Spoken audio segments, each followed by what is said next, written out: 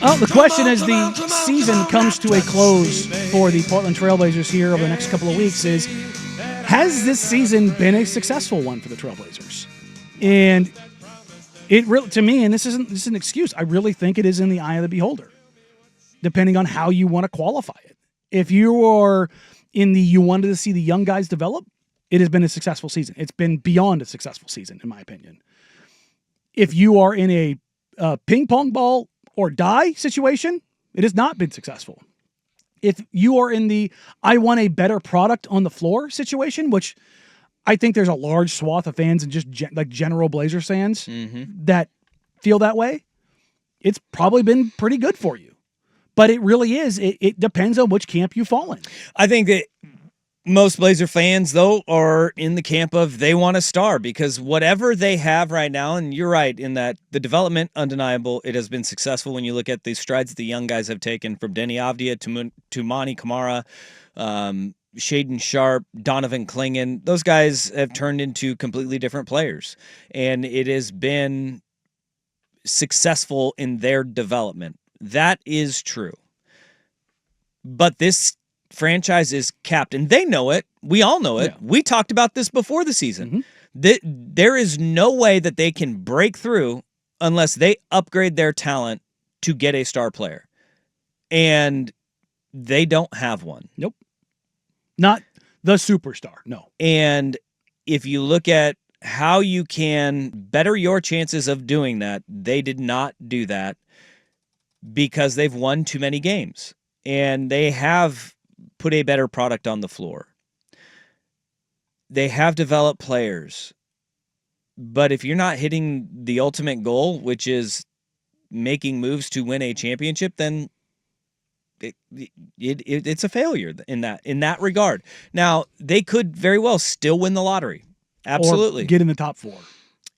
But getting into the top four, like we've seen a lot of the shine has come off a lot of these guys. Oh, sure. Right? And you can always do like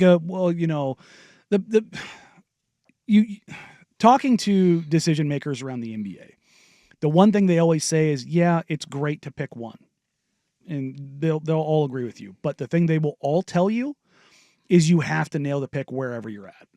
And they did nail the Donovan Clingan pick. They were at 7. They got a very solid player. Yeah. I mean, very solid. How many guys are beyond him or better? You can make the argument for Jared McCain, who probably would have won Rookie of the Year had he not gotten hurt. But is Jared McCain playing on this team? No. You add another guard to that mix, and no, it didn't make sense. Beyond that, yeah, I think they made the right pick. Everybody basically save Cody Williams, who, and look, I was a Cody Williams guy. He has had a rough. And again, I would always call him a 2-year project guy. But even then, he has had a rough season for the Jazz. Yeah. Like, it is what it is. So, look, the cards on the table, and I said this earlier in the show, the Blazers did not expect to win that many games this year. Like, it was very clear that they did not. Look, the 40-point loss to the Jazz notwithstanding, they didn't think they were that team. But they figured 23, 24 wins. Like, that's... Even if you shut those guys, even if you shut veterans down and the young guys play, the development that they got, they weren't going to be in the bottom 4 or 5. They were just better than what they thought. And that's not like, and this is where I think the pivot to, you're correct on that because there are teams that just went, nope, we're opting out of this season. To start. But they had a chance, and they've had ample opportunity. They have an ample opportunity to go down and put themselves in a far better chance to jump up in the lottery. Yep. And it's undeniable they did not. They have not done that, and they have not been committed to that. They said it.